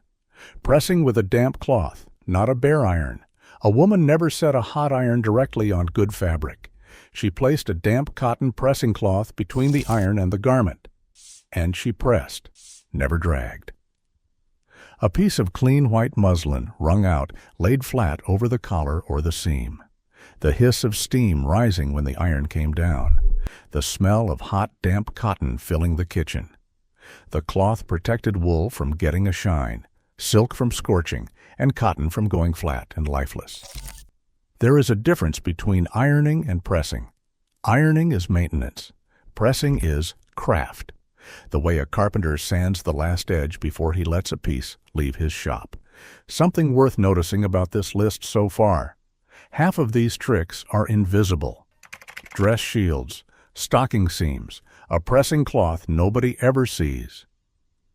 The elegance of the 1950s was not built on what showed. It was built on what was underneath. Number 20. The starched crinoline ritual. Women starched their crinoline petticoats at home until the fabric was stiff enough to hold a full skirt out like an open umbrella. Some women soaked the crinoline overnight in water mixed with Knox gelatin and laid it flat in a wide circle on the basement floor. By morning, it stood straight out from the waist on its own. A dozen boxes of starch per wash day. The rustle of nylon net over taffeta when she walked. The itch of crinoline against bare legs in the summer heat. That silhouette was not bought off a department store rack. It was built by hand in the basement the night before church. Number 19. RIT dye to resurrect faded clothes. When a dress faded, a woman did not replace it. She dyed it in the kitchen sink for 15 cents. RIT all-purpose dye. A small cardboard box the size of a playing card. 32 colors on the drugstore shelf. You dissolved the powder in hot water, submerged the garment, stirred it with a wooden spoon for 20 minutes, then rinsed until the water ran clear. A faded navy skirt returned to navy. Push-button color, they called it in the advertisements. Nobody called this sustainable fashion. They called it Tuesday. Today, the fast fashion industry produces roughly 100 billion garments per year, and nearly 3 out of every 5 end up in a landfill. The woman at the kitchen sink with the RIT dye box never saw that coming. Number 18. The matching glove rule. A woman did not leave the house without gloves. Not in winter, not in summer. Gloves were as expected as shoes. White cotton for summer, kid leather for winter. You removed them before eating, before drinking, before putting on lipstick. You folded them in your lap at the restaurant table. The soft weight of cotton against your fingertips all morning long. A pair of white cotton gloves cost 50 cents and lasted a full season. That is what dignity cost in 1954. Number 17. Shoe polish. Sunday night. Every Sunday evening, someone in the household sat down and polished the shoes for the week ahead. Every pair. The whole family. Kiwi shoe polish. That flat round tin with the twist open lid that popped when you pried it up. The smell of carnauba wax and turpentine filling the kitchen. A rag wrapped tight around 2 fingers. Black, brown, oxblood, cordovan. Then the buffing back and forth until you could see light bounce off the toe cap. In 2024, Kiwi announced it was discontinuing the brand in the United States. Gone from American shelves. The polish that shined the boots of 2 world wars every first day of school, every Sunday kitchen in the country. Not because it stopped working, because nobody polishes shoes anymore. The ritual died first, and then the tin followed it out the door. Number 16. The detachable collar and cuff. Women sewed removable white collars and cuffs onto dark dresses. You changed the collar and you changed the entire look of the dress. Crisp white pique cotton or crocheted lace, basted on with a few loose stitches, removed for washing, starched stiff, and sewn right back on. A dark navy dress worn to work on Monday with a plain white collar appeared again on Wednesday with a lace-trimmed one. Same dress. Different woman walking through the door. A packet of lace collars at the notions counter cost 75 cents. She did not need 10 dresses. She needed one good one and the intelligence to transform it. That is not poverty. That is engineering. Number 15. The silk scarf tied 30 ways. A single silk or rayon scarf served as a head covering, a necktie, a belt, a handbag accent, and a hair wrap. One piece of fabric, 30 configurations. A 27-inch square of printed silk. Hermes for the wealthy, the 5 and dime counter for everyone else. Rolled on the diagonal and knotted at the throat. Folded into a triangle and tied under the chin against the wind. Ladies' Home Journal printed new scarf, tying diagrams every single spring. A woman with one good scarf and 2 steady hands had more range than a woman today, standing in front of 100 garments, saying she has nothing to wear. Number 14. The full-length mirror check before walking out. No woman left the house without turning completely around in front of a full-length mirror. front, side, back. Every single time. A narrow mirror mounted on the inside of the bedroom closet door. She checked the hemline. She checked the slip. She checked the stocking seams, the collar, the back of the skirt for wrinkles from sitting in the car. That mirror was not vanity. It was quality control. She was the last inspector on the assembly line before the finished product left the building. Number 13. The hem gauge and the exact right length. Every woman owned a hem gauge, a small metal ruler with a sliding marker.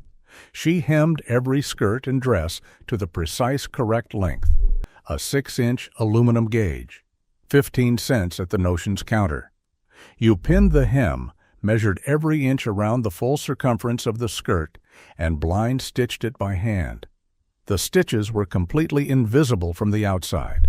A hem that fell a 1/4 inch too short told every woman in the room that the one wearing it had not taken the time. Precision was not optional. It was dignity made visible, one hidden stitch at a time. Number 12. Vinegar in the rinse water for darks. A cup of white vinegar added to the final rinse cycle kept dark fabrics dark. No special product, no premium detergent. Heinz white vinegar, 12 cents a bottle. The acetic acid sealed the dye into the fiber and stopped it from bleeding out. A black dress stayed black through a full season of weekly washing. No color-safe bleach. No separate gentle cycle. No $60 bottle with a French label. The pantry was the laundry supply closet. The kitchen was the laboratory. Every solution a woman needed was already somewhere in the house. Number 11. The structured handbag that sat upright. A woman's handbag was rigid, structured, and small. It sat upright on a restaurant table without tipping. She did not carry a sack. She carried a case, a top handlebag in calfskin or patent leather, a metal clasp that snapped shut with one clean click, a mirror inside the flap. That bag sat beside her at the church pew, on the department store counter, at the luncheon table. It did not slouch over. A good one cost $5 to $10 and lasted a decade. There is a reason the handbag sat upright. The woman who carried it sat upright too. The object matched the posture. That was not coincidence. That was culture. What nobody says about the 1950s is how little these women actually needed. There is a movement happening right now, women online calling it capsule wardrobes, buying fewer things, choosing better. They are discovering what grandmothers already knew 70 years ago. Less done well was more than enough. Number 10. The mending basket by the radio. Every household had a mending basket. Women mended in the evening the way we now scroll through our phones. A wicker basket with a cloth lining.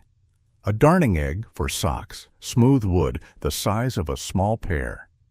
A pincushion shaped like a red tomato with a tiny strawberry dangling off the side. A thimble worn smooth from years of pressing against a needle. She darned the heel of a stocking, patched the elbow of a child's shirt. The soft click of scissors, the pull of thread through fabric. The radio playing low in the other room. Mending was not poverty. Mending was loyalty. Loyalty to the garment, to the money it cost, and to the belief that throwing something away because it had one small flaw was itself a kind of failure. Number 9. The slip rule. No woman wore a dress or skirt without a slip underneath. Not ever. Not once. Barbizon. Vanity Fair. $2 to $4. Nylon or rayon cut on the bias, so it skimmed the body without clinging. The slip prevented show-through. It kept the skirt from sticking to the legs in the heat. A half slip for skirts, a full slip for dresses. always 1 inch shorter than the garment above it. The elegance of the 1950s was built in layers from the inside out. The thing nobody saw was the thing that made everything else work. Number 8. The brooch that changed everything. A single brooch pinned to a collar, a lapel, or the center of a neckline transformed a plain dark dress into something dressed up. One piece, one gesture, a completely different entrance, a rhinestone sunburst, a gold tone leaf, a cameo on an oval frame, $1 to $3, pinned high on the left lapel of a suit jacket. Light caught the stones. An entire outfit shifted direction because of one small addition that weighed less than a quarter. She did not buy a new dress for the church social. She pinned on the brooch. Transformation does not require a transaction. Number 7. Liquid white for canvas shoes.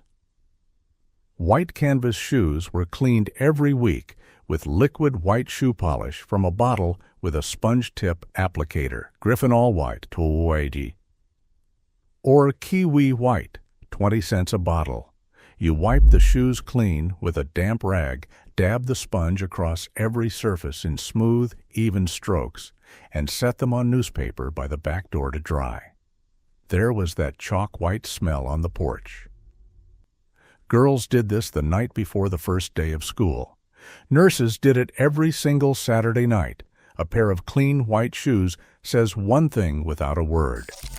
I am not worn down. I am maintained. The shoes cost $2. The polish cost 20 cents. The effect was worth everything. Number 6. 30 garments and nothing wasted. The average American woman in the 1950s owned roughly 30 garments total. Every piece was chosen to work with every other piece in the closet. Women flipped collars. They belted a blouse 3 different ways. They changed a scarf or a brooch and walked out looking like a different person. A typical wardrobe held 1 lightweight coat, 1 winter coat, a raincoat, 3 wool dresses, 3 cotton dresses, 1 formal dress, 1 party dress, and a handful of blouses and skirts. Today, the average American woman owns well over 100 garments. She stands in front of the closet every morning and says she has nothing to wear. Her grandmother had 30 pieces and never said that once. There is a word for what these women practiced. The word is discipline.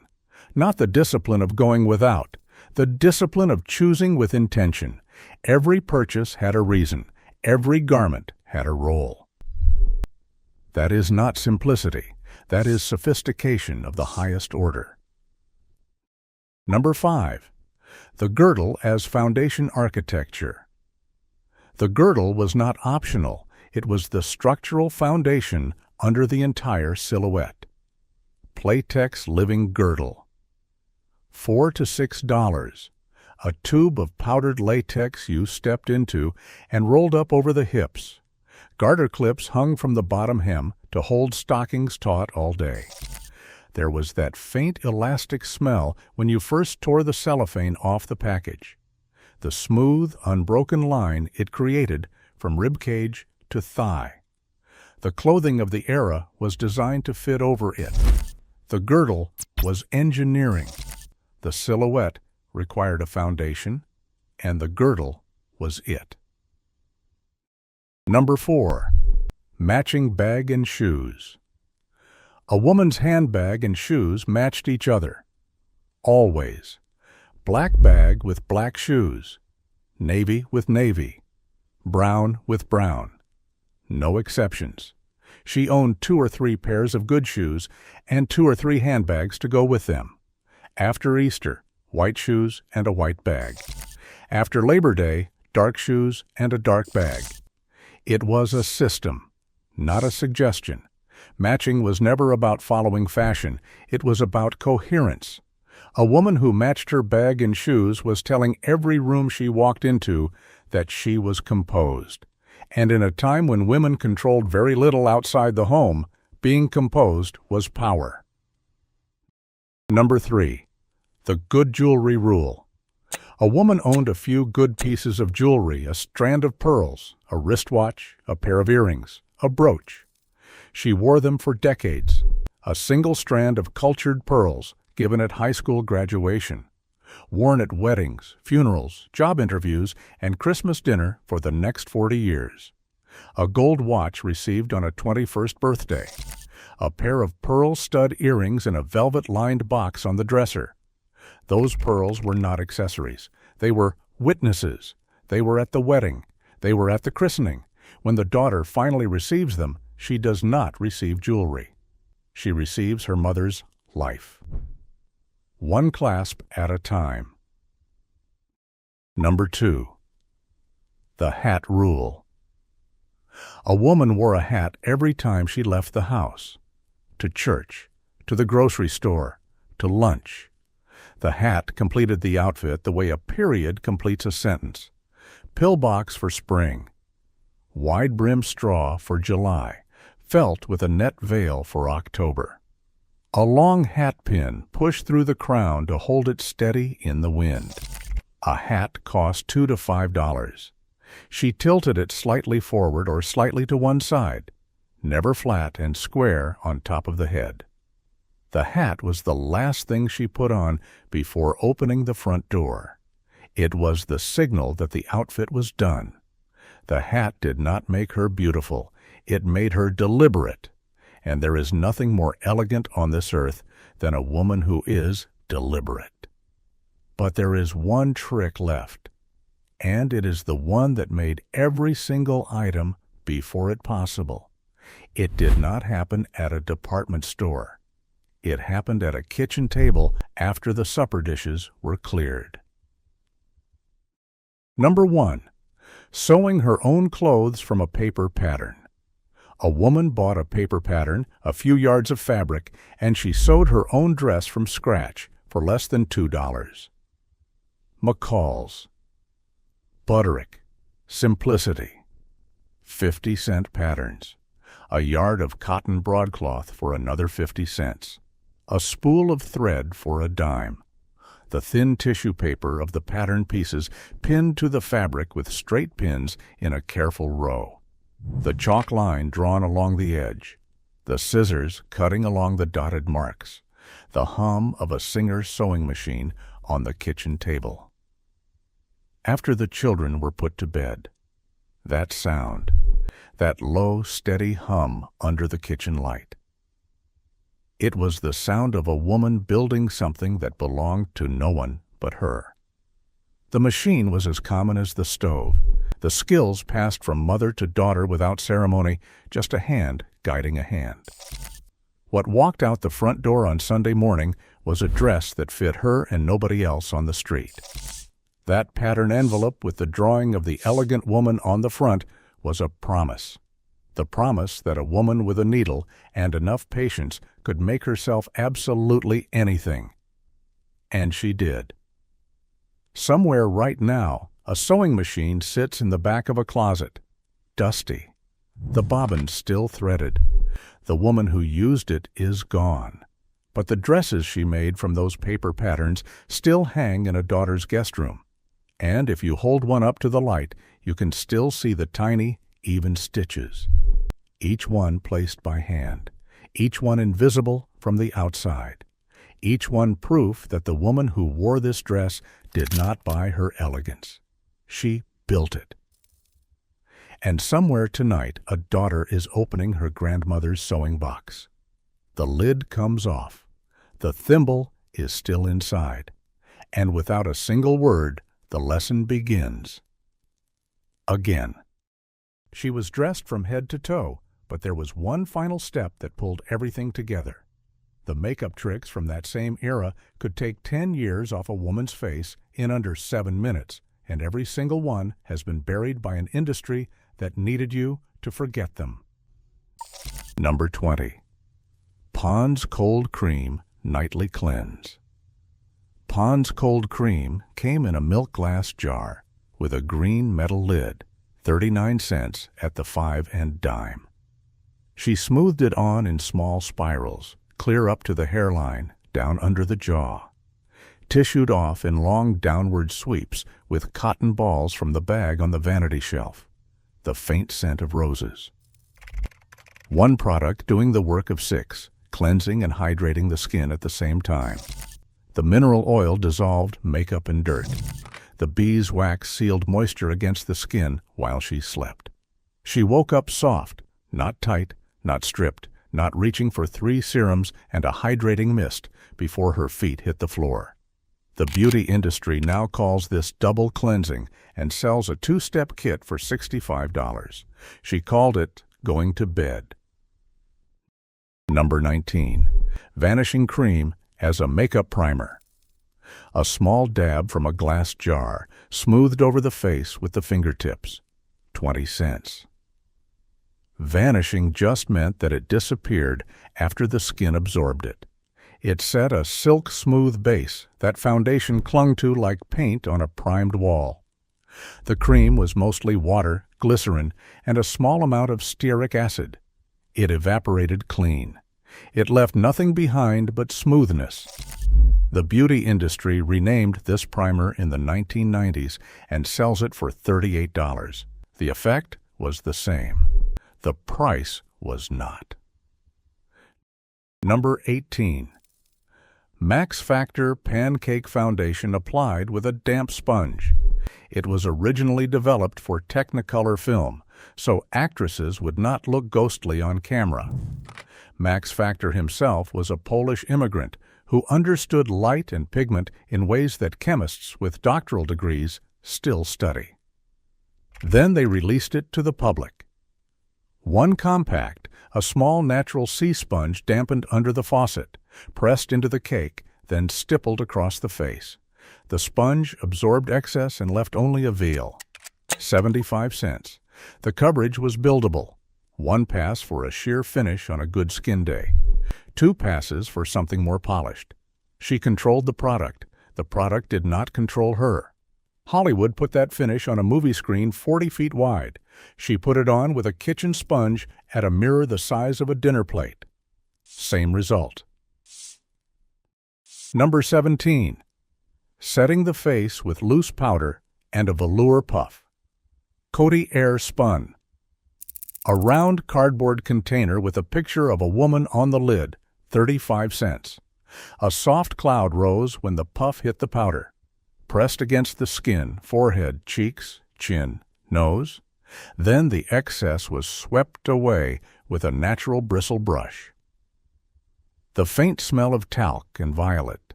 The face transformed from dewy to porcelain in 10 seconds. That Velvour puff lived in every compact, in every purse, in every vanity drawer in America. 17 tricks in, and we have not touched a single color yet. That is how seriously she took the canvas. Number 16. Cream rouge applied high on the cheekbone, not powder blush. Cream rouge from a small glass pot or a flat tin. Tangy or Revlon, 15 cents. A fingertip dipped lightly into the pot. 2 dots on each cheekbone. Blended upward and outward in one smooth stroke. The cream melted into the skin and became part of the complexion. It did not sit on top like powder. It looked like a flush, not a product. That upward stroke pulled the eye up. It lifted the cheek. It made a 40-year-old face look 35 without a single surgical instrument. Cosmetic surgeons now charge thousands for what she did in 2 seconds with her ring finger. Number 15. Contouring the face toward an oval with light and dark powders. The ideal face shape of the 1950s was the oval. Every magazine cover, every cosmetics illustration, every department store beauty guide reinforced it. A compact of pressed powder, 1 shade darker than her natural tone, and another 1 shade lighter. The darker shade along the jawline to narrow a round face, under the cheekbones to create shadow where bone structure was modest.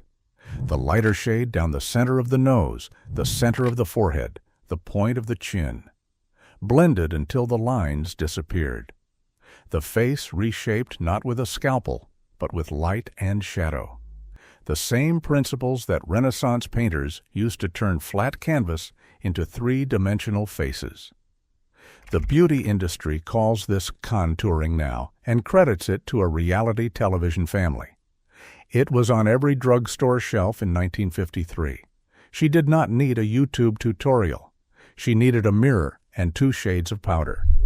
Every trick so far involves the base, the skin, the canvas. These women understood something the modern beauty industry has deliberately obscured. A face well prepared needs almost nothing on top. They spent 80% of their time on the part nobody saw. That was not vanity. That was engineering. It was engineering perfected through repetition. The same vanity, the same mirror, the same products in the same order every single morning. The ritual was the technology. Muscle memory replaced instruction manuals. A woman who had done her base 1,000 times could do it with her eyes half closed while the coffee percolated downstairs. She did not need to think about it. Her hands remembered. Number 14. The eyebrow pencil and the feathered stroke. A Maybelline eyebrow pencil in brown or charcoal. 10 cents, sharpened with a blade to a fine point. Tiny individual strokes mimicking hair. A natural arch, with a peak just past the iris. The hairs were brushed upward first with a small, stiff brush. Then the pencil filled only the gaps. She never drew a solid line. A solid line looked drawn. The feathered strokes looked grown. That was the difference between a woman who knew what she was doing and a woman who did not. Every brow trend of the last 20 years, microblading, lamination, and tinting, tries to recreate what she did in 40 seconds with a 10-cent pencil. The tools have gotten more expensive, and the results have not gotten better. Number 13. The Cat Eye Liquid Liner. A tiny bottle of Maybelline liquid liner, a brush no wider than a toothpick bristle. She pulled the outer corner of her eye taut with one finger. She drew a thin line from the inner corner to the outer edge. Then a small flick upward at 45 degrees. One steady hand, one breath held, one clean stroke. The skill took weeks to learn. It could not be faked. The line was either clean or it was not. And when it was clean, it changed the entire architecture of her face. It elongated the eye. It gave her a look that said she had somewhere important to be, even if she was only going to the grocery store. Number 12. Cake Mascara. The little red plastic box fit in the palm of a hand. Inside, a rectangular cake of product, a small bristle brush, and a mirror in the lid. A few drops of water on the surface. The brush worked back and forth until the paste was smooth. She stroked from root to tip. No clumping, no spider lashes. Feathery and clean. The kind of lashes that looked real. The kind that made it seem she was simply born with lashes that dark and that defined. The tube mascara replaced it. The tube breeds bacteria in a sealed, wet environment. The cake dried between uses. It was actually more hygienic than what replaced it. Nobody advertised that, because hygiene does not sell replacements every 3 months. Expiration dates do. Number 11. The Metal Eyelash Curler. The Curlash Company out of Rochester, New York. Chrome-plated steel with rubber pads. Looked like a medieval instrument. The soft press of rubber against the lash line. 10 seconds of stillness. Then the release. Lashes that curved upward like awnings. The curl lasted all day if she followed it with mascara.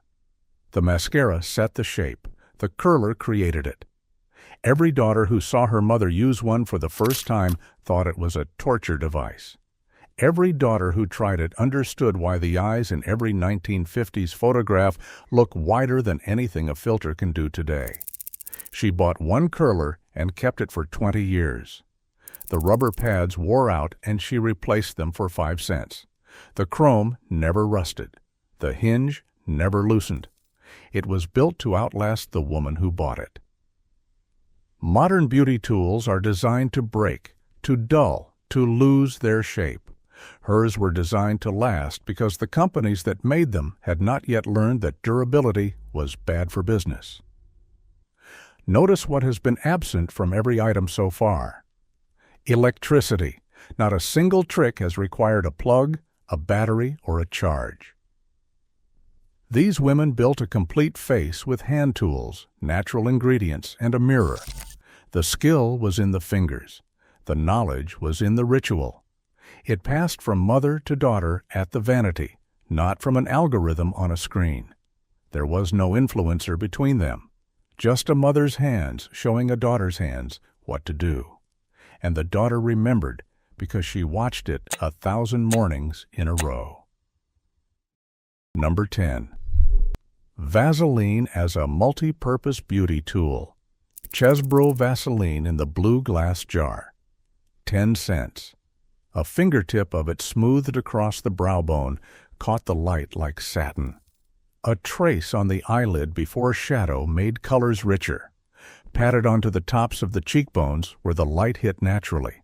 A thin coat on the lashes after mascara to deepen the black and add shine. The beauty industry now sells highlighter for $28 and brow gel for $19. She bought 1 jar of Vaseline a year. Lips, cuticles, elbows, eyelids, 1 jar, 10 cents. One product that did not pretend to be 10 different products. It just quietly did the work. Number 9. The Penciled Beauty Mark. A Maybelline eyebrow pencil in dark brown. A single dot pressed gently into the skin, beside the mouth to draw attention to the lips, high on the cheekbone to frame the eye, the size of a pinhead. It changed the geometry of the face the way punctuation changes a sentence. She did not copy a mole. She placed a mark where she wanted you to look. A woman telling your eye exactly where to go. That is not makeup, that is direction. She could move it depending on the occasion, higher for evening, closer to the mouth for a dinner date. Some women had 3 or 4 preferred placements memorized the way a chess player memorizes openings. Each position changed the story the face told. Number 8. The Matched Nail and Lip. Revlon was founded in 1932 with just one product, a nail enamel.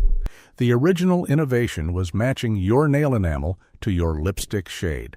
One color, worn in 2 places, instant polish. It was elegant in its simplicity. It made a woman look coordinated without looking like she was trying. A small bottle of Revlon nail enamel cost 40 cents. The matching lipstick cost 75 cents. $1.15 for the pair. The finished look of a woman who paid attention. Nobody taught her this in school. She learned it from the women around her who always looked right. The ones who walked into a room and made you straighten your posture without knowing why. Number 7. Blotting and layering lipstick for all-day wear. Apply the first coat with a brush. Press a single-ply tissue between the lips. Dust a light amount of translucent powder onto the tissue over the blotted lips. Then apply the second coat right over the powder. The powder created a binding layer between the 2 coats. It locked the pigment against the skin and gave the second coat something to grip. The color deepened and stayed put. Through a cup of coffee. Through a lunch. No transfer. No feathering. No ring on the glass. By 1950, 2/3 of American women wore lipstick all day. They kept it there with this technique that cost nothing extra and took 30 seconds. No one could sell a product to replace a technique. That was the beauty industry's real problem. Techniques are free, and free does not have a profit margin. 7 items left. Every one involves the lips. In the 1950s, the lips were not part of the face. They were the face. Number 6. The lip liner barrier. Goya was one of the first brands to develop the lip liner. It was a wax-based pencil in deep rose or burgundy. The line was drawn just at the edge of the lip, following the natural shape. The wax created a physical wall that oily lipstick could not cross. No feathering, no bleeding into wrinkles. The barrier held for hours, through talking, through eating, through the small unconscious habit of pressing the lips together while thinking. The anti-feathering lip liner is now sold in department stores for $22. She bought a pencil at Woolworth's for a dime. The wax has not changed in 70 years. Only the marketing. Lipstick was not decoration in the 1950s. It was armor. A woman who walked out without her lipstick was considered undressed, not because a man told her, because she told herself. The color she chose was a complete sentence, and nobody could edit it. Number 5. Hazel Bishop's No Smear Lipstick. Hazel Bishop was an American chemist and entrepreneur. It took 309 experiments and 2 years of testing. Most of it was done in her own kitchen. She tested formulas on her own lips. She blotted napkins. She drank from cups. She kissed the backs of her own hands until she had a formula that would not move. No Smear Lipstick debuted in 1950 at $1.10. Sales jumped from $49,000 in 1950 to over $10 million in 1953. But by 1954, her business partner forced Hazel out of the very company she had built. A woman chemist solved a problem in her kitchen that the entire industry could not solve in its laboratories. They took her company. They took her name. The lipstick kept selling. Her name should be in every history book about American innovation. It is not. That tells you everything you need to know about who writes history. But her formula endured. Every long-wear lipstick on the market today owes something to those 309 experiments. The woman was erased. The work was not. Number 4. The Cupid's Bow Technique. A small sable hair lip brush, dipped into the lipstick tube, the tip placed at the lowest point of the V, 2 strokes upward and outward, the peaks drawn just a fraction above the natural lip line. Then the lower lip filled in with a single sweep, the illusion of a fuller, younger mouth. The Cupid's bow gave the upper lip a defined architecture. It made a thin lip look sculpted and a full lip look intentional. It was geometry performed in pigment, precise, deliberate, repeatable, every single morning. Lip filler injections now cost an average of $959 per treatment. They require needles, numbing agents, and a recovery period where the lips swell to twice their size before settling into shape. This technique cost nothing, lasted all day, and could be adjusted every morning. The brush did not change the face. It revealed a better version of the face that was already there. Number 3. Applying lipstick with a brush, never from the tube, a small sable brush from the Notions counter, 20 cents. Controlled, deliberate strokes following the edge of the lip. The lipstick lasted longer because less product was applied more precisely. One tube lasted 2 months instead of 3 weeks. The brush gave her edges that a bullet-shaped tube could never achieve. It turned application into craft. The difference between lipstick applied from the tube and lipstick applied with a brush is the difference between house paint rolled on a wall and oil paint placed on a canvas. One is coverage, the other is art. The lip brush disappeared from the American vanity in the 1970s. The industry replaced it with twist-up tubes, glosses, stains, crayons. Anything that required buying a new product. The brush required only skill. And skill could not be sold in a blister pack. Number 2. The lip print on a tissue. A Kleenex from the box on the vanity, folded once, placed between closed lips. one firm press. The tissue pulled away to reveal a perfect kiss-shaped print in red. She held it up, symmetry confirmed, and the tissue dropped into the wastebasket. A small red mouth left behind in the trash, like a signature on a discarded letter. Nobody told her the print had to be perfect. She told herself. And somewhere in a landfill in every town in America, there are millions of tissue ghosts, red lip prints left behind by women who refused to leave the house until the shape was right. Number 1. The red lip. The single defining act of a 1950s woman's morning. One shade of red, applied with a brush, at the vanity, before anything else in the day began. A gold metal tube of Revlon in cherries in the snow or fire and ice, 75 cents. The click of the cap, the twist of the barrel, the waxy scent of pigment and beeswax. She painted her lips in 3 careful strokes, upper left, upper right, and one full sweep across the bottom. The compact mirror angled upward for one final look. The lips were red. The face was finished. She stood up. She walked out the door like she owned whatever street she was about to step onto. The average American woman today owns 14 lip products. Her grandmother owned one. The tube sat on the vanity next to the hairbrush and the cold cream. It outlasted administrations. It survived moves across state lines. The shade never changed because the woman never wavered. She did not need a collection. She needed a conviction. She did not choose red because it was fashionable. She chose it because it was a decision. One color, every day. No second guessing, no rotating collection, just certainty. And somewhere right now, a girl is watching her grandmother open that same gold tube. The click, the twist, the color.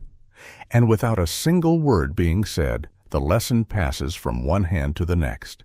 Not how to apply lipstick, how to decide who you are and never apologize for it. 20 tricks, 5 products, 7 minutes. A system so complete and so effective that an entire industry had to spend decades and billions of dollars convincing women to abandon it.